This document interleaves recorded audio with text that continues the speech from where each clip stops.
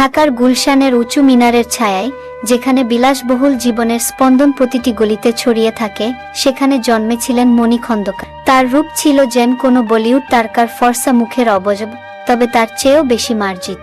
লম্বা কালো চুল, উঁচু বুক, সরু কোমর আর মিষ্টি গলার স্বরে তিনি যখন কথা বলতেন, মনে হতো কোনো গানের সুর ভেসে আসছে। মণি ছিলেন একজন অত্যন্ত বুদ্ধিমতী নারী, যিনি বিশ্বের খবরাখবর রাখতেন, পড়াশোনায় ছিলেন অত্যন্ত মেধাবী এবং আধুনিক মানসিকতার অধিকারী।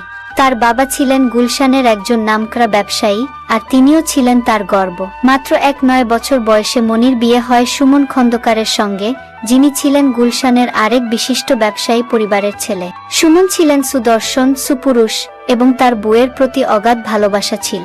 বিয়ের পরপরই তারা জার্মানিতে চলে যান, যেখানে সুমন একটি নামকরা কোম্পানিতে ইঞ্জিনিয়ারিং এর উচ্চপদস্থ চাকরি পান। মণি, যিনি ঢাকায় কলেজের পড়াশোনা শেষ করেছিলেন, জার্মানিতে পৌঁছে নতুন করে স্বপ্ন দেখতে শুরু করেন। তিনি স্বামীর সঙ্গে আলোচনা করে জার্মানির একটি নামী বিশ্ববিদ্যালয়ে বিজনেস ম্যানেজমেন্টে ভর্তি হন। পড়াশোনার পাশাপাশি তিনি সংসারও সামলাতেন অত্যন্ত দক্ষতার সঙ্গে। মণি ও সুমনের দাম্পত্য জীবন ছিল স্বপ্নের মতো। মণি ছিলেন একটু দুষ্টু স্বভাবের, যিনি স্বামীর সঙ্গে যে কোনো মুহূর্তে রোমান্টিক হয়ে উঠতেন।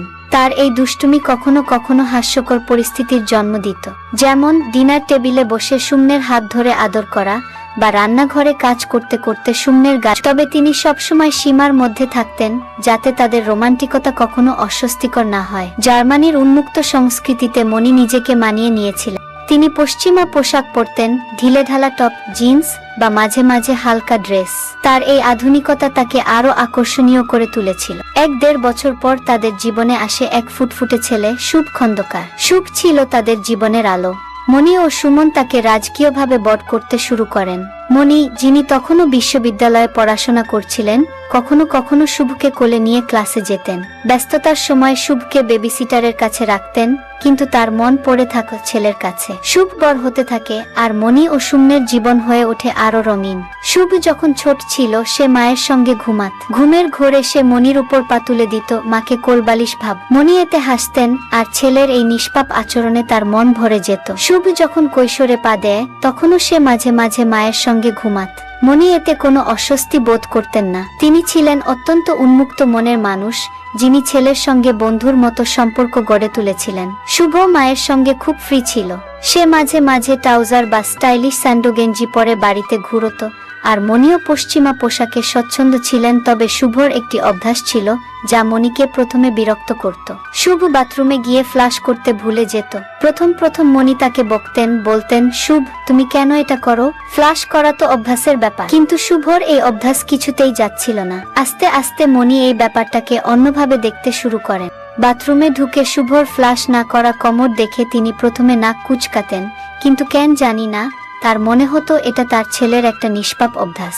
এই গন্ধ, যা সাধারণত অপ্রীতিকর, মণির কাছে ক্রমশ একটা গোপন আনন্দের বিষয় হয়ে দাঁড়ায়। তিনি বাথরুমে একটু বেশি সময় কাটাতেন, শুভর এই অভ্যাসকে মনে মনে একটা মজার খেলায় পরিণত করতেন। তবে তিনি কখনো শুভকে এটা বুঝতে দেননি। জার্মানির জীবন এভাবেই কাটছিল। মণি বিশ্ববিদ্যালয়ে পড়াশোনা শেষ করেন, আর সুমনের চাকরি তাদের জীবনকে আরো সমৃদ্ধ করে। শুভ বড় হয়ে হাই স্কুলে ভর্তি হয়। সে জার্মানির উন্মুক্ত সংস্কৃতিতে বড় হয়েছিল, তাই তার মায়ের পশ্চিমা পোশাক বা বাবা মায়ের রোমান্টিক আচরণে তার কোনো অস্বস্তি ছিল না। সে গর্ববোধ করত যে তার মা এত সুন্দরী, এত বুদ্ধিমতী। শুভ যখন 8 বছরের কাছাকাছি হয়, মণি ভাবেন তার ছেলেকে বাংলাদেশে নিয়ে যাওয়ার সময় হয়েছে। তিনি চান শুভ ঢাকার নামী কলেজে পড়ুক, আর তাদের পারিবারিক ব্যবসায় হাত দিক। সুমনের সঙ্গে আলোচনা করে তারা সিদ্ধান্ত নেন যে মণি ও শুভ ঢাকায় ফিরে যাবেন, আর সুমন তার লোভনীয় চাকরি শেষ না হওয়া পর্যন্ত জার্মানিতে থাকবেন। মাঝে মাঝে তিনি ঢাকায় এসে বুছেলের সঙ্গে সময় কাটাবেন। ঢাকায় ফিরে মণি ও শুভ গুলশানে সুমনের বাবার বাড়িতে ওঠেন। মণি শুভকে একটি নামী কলেজে ভর্তি করে দেন।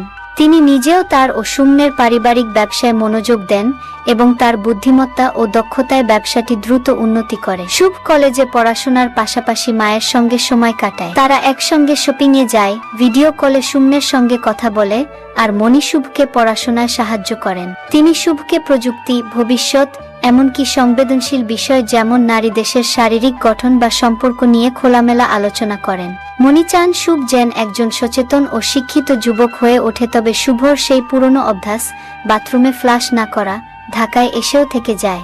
মনি প্রথমে হাসতেন, তাকে ভনিতা করে বলতেন, আব্বু তুমি এখনো এটা করো, কিন্তু তার মনে মনে এটা একটা গোপন আনন্দের বিষয় ছিল। শুভ যখন বাথরুম থেকে বের হতো, মনি চুপি চুপি ঢুকে কিছুক্ষণ দাঁড়াতেন। তিনি মনে মনে ভাবতেন, এটা তার ছেলের একটা অদ্ভুত কিন্তু নিষ্পাপ অভ্যাস, যা তাকে কেন জানি না একটা অদ্ভুত টান অনুভব করা। একদিন একটা ঘটনা ঘটে যা তাদের সম্পর্কে নতুন মোড় নিয়ে আসে। এক সকালে শুভ বাথরুম থেকে বের হয়ে যায়, আর মনি ঢুকতে গিয়ে দেখেন কমোডে ফ্লাশ করা হয়নি। তিনি হাসতে হাসতে বাথরুমে দাঁড়িয়েছিলেন, আর ঠিক তখনই শুভ ভুলে ফেলে যাওয়া ফোনটা নিতে বাথরুমে ফিরে আসে। মনিকে এভাবে দাঁড়িয়ে থাকতে দেখে শুভ অবাক হয়। সে হাসতে হাসতে বলে, আম্মু তুমি কি করছো? মনি প্রথমে লজ্জা পান, তার মুখ লাল হয়ে যায়। তিনি কিছু বলতে গিয়েও থেমে যান। শুভ আবার বলে, আম্মু তুমি কি আমার ফ্লাশ না করা নিয়ে মজা করছো? মনি কোনো উত্তর না দিয়ে হাসেন, কিন্তু শুভর জোরাজুরিতে তিনি শেষে স্বীকার করেন। তিনি বলেন, আব্বু তুমি যখন ছোট ছিলে তখন থেকেই তুমি এটা করো। প্রথমে আমি বিরক্ত হতাম, কিন্তু কখন যেন এটা আমার কাছে একটা মজার ব্যাপার হয়ে গেল। আমি জানি এটা অদ্ভুত, কিন্তু তুমি আমার ছেলে, আর তুমি যা করো তাতে আমার একটা আলাদা টান আছে গু। শুভ প্রথমে অবাক হয়, তারপর হাসতে থাকে। শুভ বলে, আম্মু তুমি সিরিয়াস? এটা তো লজ্জার ব্যাপার। মনি হাসতে হাসতে বলেন, হ্যাঁ আম্মু একটু পাগলি, কিন্তু তুমি আমার আব্বু, তোমার সবকিছু আমার কাছে স্পেশাল গু। এই ঘটনার পর তাদের সম্পর্ক আরো গভীর হয়। শুভ বুঝতে পারে তার মা তাকে কতটা ভালোবাসেন, এমনকি তার অদ্ভুত অভ্যাসকেও। এরপর থেকে শুভ ও মনির মধ্যে একটা মজার খেলা শুরু হয়। শুভ মাঝে মাঝে ইচ্ছে করে ফ্লাশ না করে মাকে মেসেজ করে, আম্মু তোমার ছেলের সুবাস রেখে এলাম গো। মনি হাসতে হাসতে বাথরুমে যান, আর মুচকি হেসে ছেলের এই কাণ্ড উপভোগ করেন। যেমন একদিন মনি অফিস থেকে ক্লান্ত হয়ে ফিরছিলেন, তিনি শুভকে মেসেজ করেন, আব্বু আম্মু খুব ক্লান্ত, তোমার সুবাস লাগবে গু। শুভ হাসতে হাসতে তাদের বাড়ির টয়লেটে গিয়ে ফ্লাশ না করে চলে আসে, আর মেসেজ করে, এসো আম্মু তোমার ছেলে রেখে এসেছে গি। মনি বাড়ি ফিরে টয়লেটে ঢুকে দেখেন শুভর কাণ্ড। তিনি হাসতে হাসতে ছেলেকে চুমুর ইমোজি পাঠান। এই খেলাটা তাদের মধ্যে একটা গোপন বন্ধন হয়ে ওঠে, যা কখনো অসম্মানজনক বা অশ্লীল ছিল না, বরং তাদের পবিত্র মা-ছেলের সম্পর্কের একটা মজার দিক ছিল। শুভ ক্রমশ বড় হয়, সে কলেজে ভালো ফল করে, আর মায়ের সঙ্গে ব্যবসায় হাত দেয়। মনি তাকে ব্যবসার খুঁটিনাটি শেখান। শুভ মায়ের মতোই বুদ্ধিমান ও দক্ষ হয়ে ওঠে, তবে তার মনে একটা অনুভূতি জন্মায় যা সে প্রথমে বুঝতে পারে না।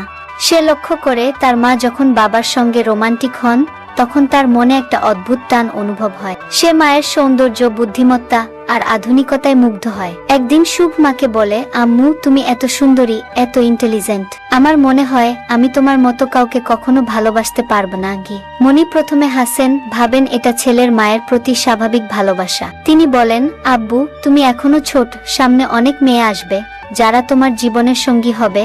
আম্মু তো তোমার মা, আমি সবসময় তোমার পাশে থাকবো। শুভ মাথা নাড়ে, কিন্তু তার মনের অনুভূতি আরো গভীর হয়। তবে সে কখনো সীমা লঙ্ঘন করে না। তার মায়ের প্রতি তার ভালোবাসা ছিল পবিত্র, শ্রদ্ধার। মনি ও শুভর জীবন এভাবেই চলতে থাকে। সুমন মাঝে মাঝে ঢাকায় আসেন, আর তাদের পরিবার পূর্ণতা পায়। শুভ ভার্সিটিতে ভর্তি হয়, আর মায়ের সঙ্গে ব্যবসায় আরো বেশি সময় দেয়া। তাদের মা-ছেলের সম্পর্ক একটা অদ্ভুত কিন্তু পবিত্র বন্ধনে আবদ্ধ হয়। শুভর ফ্লাশ না করার অভ্যাস, মনির তাতে মজা পাওয়া, এসব তাদের জীবনের একটা হাস্যকর কিন্তু গোপন অংশ হয়ে ওঠে। একদিন অফিসে মনি ব্যস্ত ছিলেন। শুভ অফিসের বাথরুম থেকে বের হয়ে মাকে মেসেজ করে, আম্মু তোমার সুবাস রেখে এলাম গো। মনি হাসতে হাসতে বাথরুমে যান, আর শুভর কাণ্ড দেখে মুচকি হাসেন। তিনি মনে মনে ভাবেন, আমার আব্বু কত কিউট। এই ছোট ছোট মুহূর্ত তাদের সম্পর্ককে আরো মজবুত করে। শুভ একজন সফল যুবক হয়ে ওঠে। সে মায়ের সঙ্গে ব্যবসায় নতুন উচ্চতায় পৌঁছায়। মনি গর্ববোধ করেন তার ছেলের জন্য। শুভ একজন সফল যুবক হয়ে ওঠে। সে মায়ের সঙ্গে ব্যবসায় নতুন উচ্চতায় পৌঁছায়। মনি গর্ববোধ করেন তার ছেলের জন্য। তাদের সম্পর্কে কোনো অশ্লীলতা বা নিষিদ্ধ কিছু ছিল না, বরং এটা ছিল একটা পবিত্র বন্ধন, যেখানে মা ও ছেলে একে অপরকে সম্মান করতেন, ভালোবাসতেন, আর জীবনের প্রতিটি মুহূর্ত উপভোগ করতেন। তারপর কিভাবে সবকিছু হয়ে গেল সব শেয়ার করব দ্বিতীয় পর্বে। এই যে বন্ধুরা, বাকি অংশ শুনতে চাইলে আমাকে কমেন্ট করে জানাইবে, আর চ্যানেলটি সাবস্ক্রাইব করে ভিডিওতে লাইক দিয়ে দাও। প্রতি রাতে একটি করে মজার ভিডিও দিব এই চ্যানেলে।